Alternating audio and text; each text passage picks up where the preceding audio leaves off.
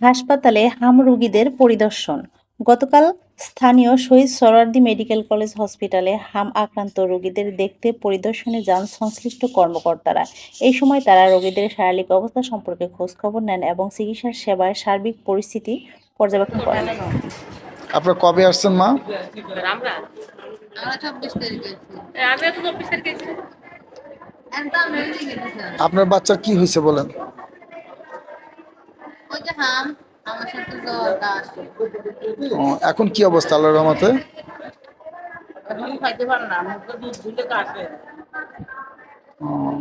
এখন রান্না করে। আপনাদের বাড়ি কোথায় আপনাদের? নোয়াখালী হাতে। জেলা নোয়াখালী।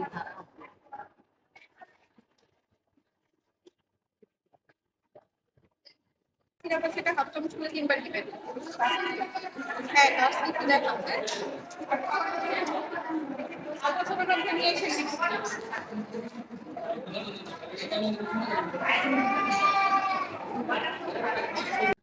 পরিদর্শনকালে হাসপাতালের চিকিৎসক ও নার্সদের সঙ্গে মতবিনিময় করা হয়।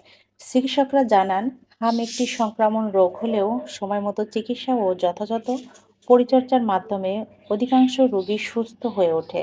বর্তমান হাসপাতালে ভর্তি রোগীদের প্রয়োজনীয় চিকিৎসা ও ওষুধ সরবরাহ নিশ্চিত করা হয়েছে। কর্মকর্তারা রোগীদের দ্রুত সুস্থতা কামনা করে